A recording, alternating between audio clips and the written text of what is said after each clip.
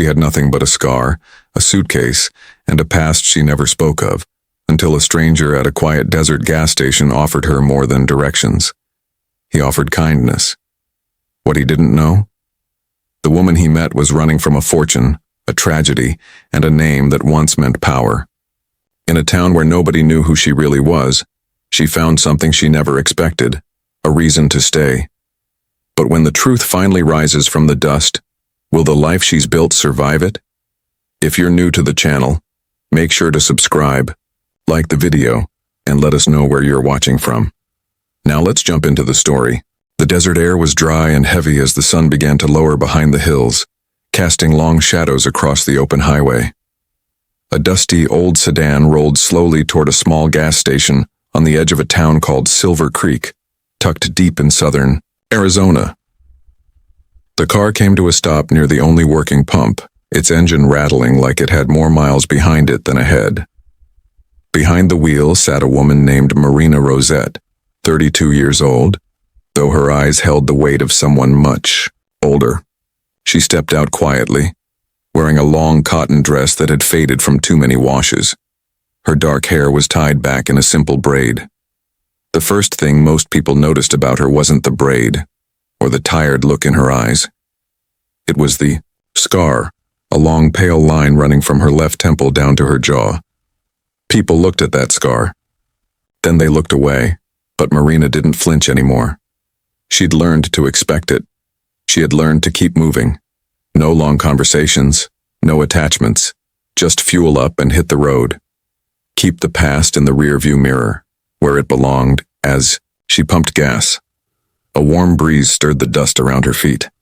She squinted up at the bright blue sky, trying to ignore the ache in her shoulders. She'd been driving for hours. Maybe today she'd stay the night, maybe not. From across the lot, someone was watching her. She turned slightly, expecting the usual quick glances, the uncomfortable stares. But this man didn't look away. He stood next to a pickup truck, stacking feed sacks in the bed. He was tall, probably in his late 30s, with sun-browned skin and soft lines near his eyes, the kind that came from years of laughter, not worry. He wore a worn-out plaid shirt and jeans patched at the knees. His name was Nolan West, though Marina didn't know that yet. He caught her eye and gave a small nod, tipping his cap with a quiet kind of politeness. "Afternoon," he said, his voice calm, like the breeze after a storm. "You passing through, or looking to stay a while?" Marina tightened the gas cap and looked toward the highway. The question was friendly, not nosy, but she had been asked it before and her answer was always the same. "Just passing through," she said, brushing the dust from her skirt. "Well," he said, still smiling, "if you get hungry, Delia's Diner is just down the road. Best peach pie in the county. And if you're needing a place to rest, they've got a small room upstairs they sometimes rent out. Nothing fancy, but clean and quiet." She should have said thank you and gotten back in the car. But something about his voice made her pause. It wasn't pity. It wasn't curiosity about the scar. It was just kindness. That rare kind that didn't want anything in return. 2 hours later, Marina found herself sitting at the counter in Delia's Diner, her suitcase tucked quietly beneath her stool. The walls were covered in black and white photos of the town from decades ago. A radio played old country music softly in the background. Behind the counter stood Delia Mayfield, a woman in her 70s with silver hair pulled into a bun and a sharp look in her eyes. She refilled Marina's coffee without asking. "I don't care about the scar, honey," she said plainly, wiping her hands on a towel. "I care about whether you're polite and whether you can handle a lunch rush. Think you can do that?" Marina nodded, surprised by how easily she said yes. Delia smiled. "Good. You can start tomorrow. There's a little apartment upstairs, if you need it." That night, Marina stood at the small window of her new room. It was nothing special. A twin bed, a table, and a chair. But the window looked out over the town square, and beyond that, the quiet hills. The air smelled like baked earth and mesquite. For the first time in a long while, Marina didn't feel the urge to run. As she stood there, her thoughts drifted back to the man at the gas station, Nolan. There had been something steady about him. Not forceful, not interested in her story, just steady. Maybe, she thought, there were still people in the world who looked past scars, who didn't expect anything, who simply showed up. She didn't know if Silver Creek would be a stop or something more. But as she closed the curtain and climbed into bed, she allowed herself a thought she hadn't dared to think in years. What if this was the beginning of something better? Morning sunlight poured through the small window of Marina's apartment above Delia's diner. She sat at the little table by the window, sipping a cup of black coffee that Delia had brought up without asking. It was her first full day in Silver Creek, and although her suitcase still sat unpacked in the corner, something about the way the town smelled, like warm bread and fresh hay, made her feel less like a visitor. Downstairs, the diner buzzed with the quiet hum of early customers, truckers, farmers, and old men who played dominoes in the corner booth every morning. Marina tied on her apron and stepped behind the counter, unsure if she was more nervous or more ready to start again. She had worked jobs like this before, in towns she didn't bother to remember. But Silver Creek already felt different. People looked her in the eye. They said thank you and meant it. And most importantly, no one asked too many questions. About an hour into the breakfast rush, the door opened, and in walked the man from the gas station, Nolan West. He gave a friendly nod and took his seat at the counter, placing his hat gently on the stool beside him. "Morning," he said with that same soft smile. "Thought I'd check out that peach pie I mentioned." "You're early," Marina replied, pouring him a cup of coffee. "I'm always early," he said. "Habit from working the farm. Animals don't sleep in, so neither do I." She smiled a little despite herself. As the morning moved on, Marina watched how Nolan spoke with people, greeting everyone by name, asking about their families, laughing with ease. There was no show to him. He was just himself. And somehow, that made her feel like she didn't have to hide so much. Days passed. Then weeks. Each morning, Nolan came to the diner for coffee and eggs, sometimes with his Uncle Graham, a gentleman in his early 80s with a slow walk and a sharp memory that came and went.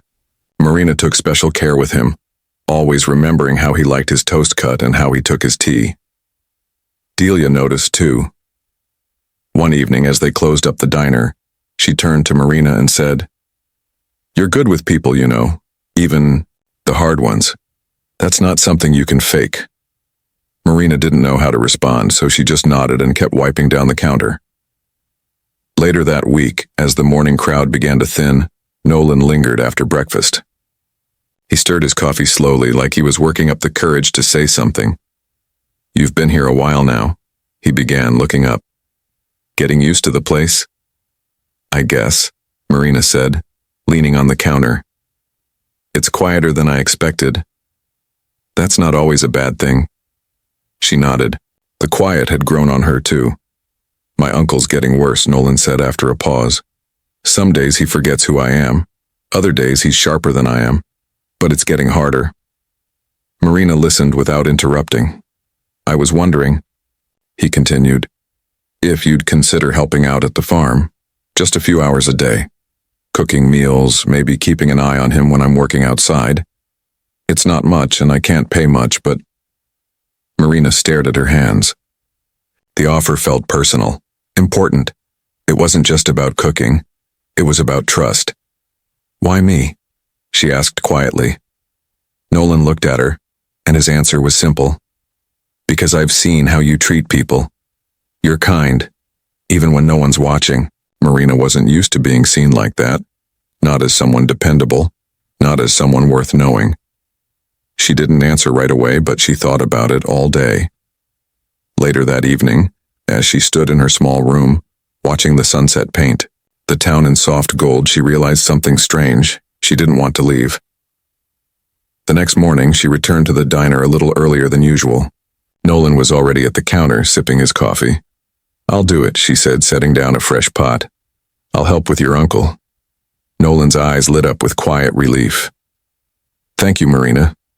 Over the next few days, Marina found herself adjusting to a new kind of routine.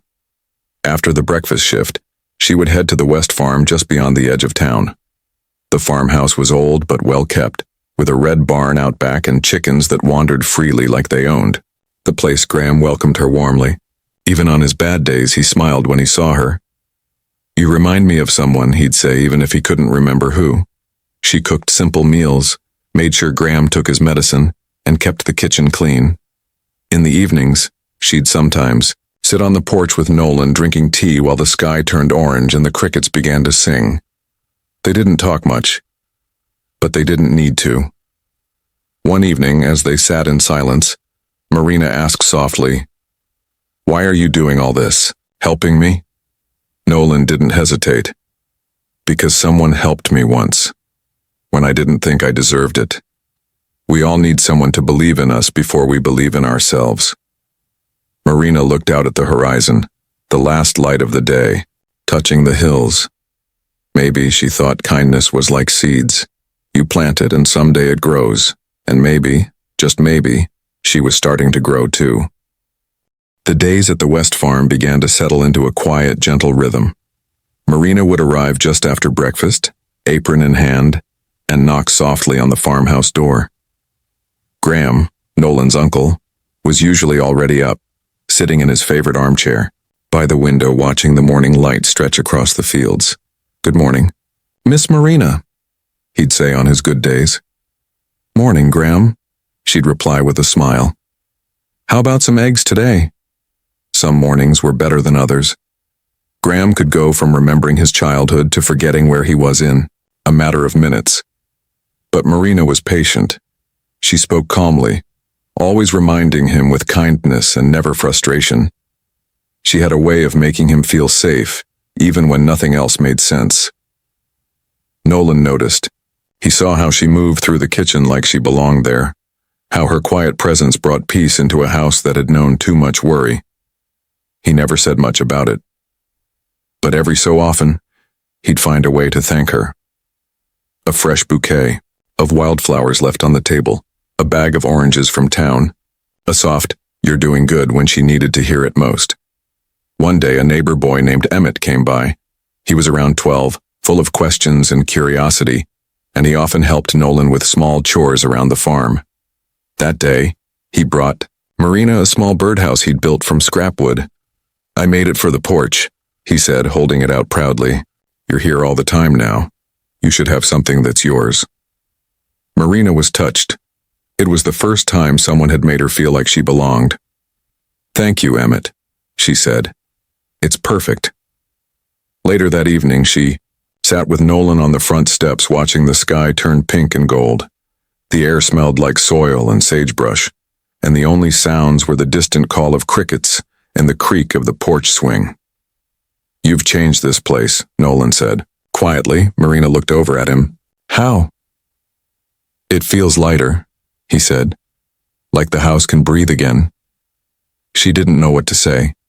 She had spent so long running, believing she brought trouble wherever she went. But here, things were different. The days felt softer. The nights didn't feel so lonely. As summer faded into fall, the land around them turned golden. The leaves on the trees near the creek changed colors, and the sun set a little earlier each evening. Marina found herself humming while she cooked, smiling without noticing and even laughing when Graham told old stories about growing up in Silver Creek. One day, as they sat at the kitchen table peeling apples for a pie, Nolan looked up and asked, gently, "What about your dreams?" Marina blinked. "What do you mean?" "I talk about the ranch, about trying to grow it. But I don't know what you want, what you're hoping for." She stared at the apple in her hand. The knife paused in mid-slice. It had been so long since anyone had asked her that. So long since she had even let herself wonder. "I'm not sure," she said. "For a while I thought I didn't deserve dreams." Nolan set down his knife. "Why would you think that?" She didn't answer right away. Instead, she glanced out the window where the field stretched into the horizon. "I made mistakes," she said finally. "I let people down. I lost everything I thought made me who I was. You don't have to tell me, he said softly. No, I do, she replied. I've been hiding behind silence for too long. That night, Marina sat alone in her room above the diner, looking through an old box she kept in her suitcase. Inside were folded letters, faded photographs, and one worn envelope with a lawyer's name on it. She hadn't opened it in 2 years. It held the details of her inheritance, ranches, funds, land her family had passed down for generations. Land she had abandoned after the fire that had taken her fiancé. She ran her fingers over the scar on her face. It was a reminder not just of pain, but of the day her life split in two, before and after. But now, for the first time in a long time, there was a next. And she was starting to want it. The next morning, as she prepared Graham's breakfast, he looked at her with rare clarity. You've got a kind soul, he said. Don't let whatever hurt you keep it locked up. She reached over and touched his hand. Thank you.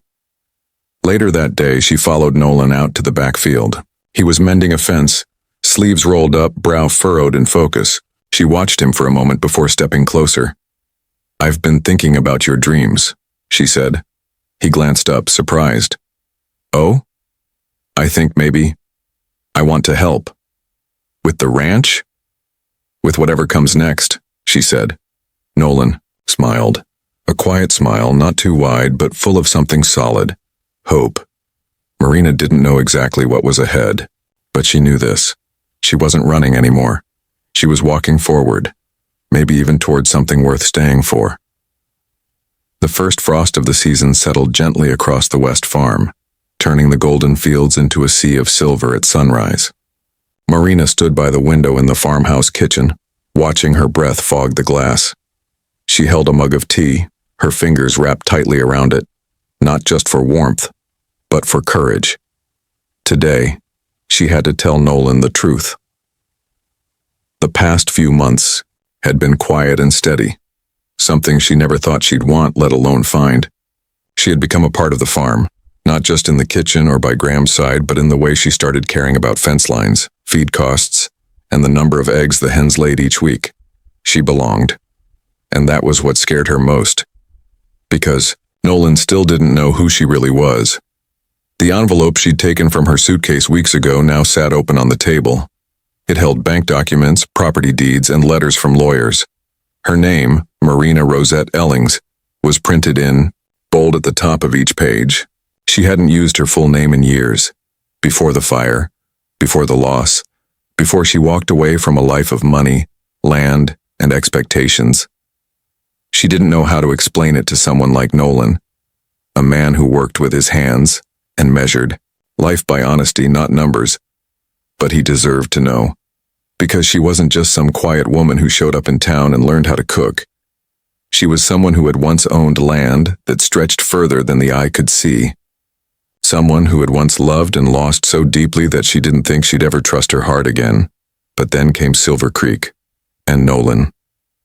When he walked into the kitchen that morning, wiping the cold from his hands, Marina took a deep breath. There's something I need to tell you, she said. Nolan paused, reading the seriousness in her eyes.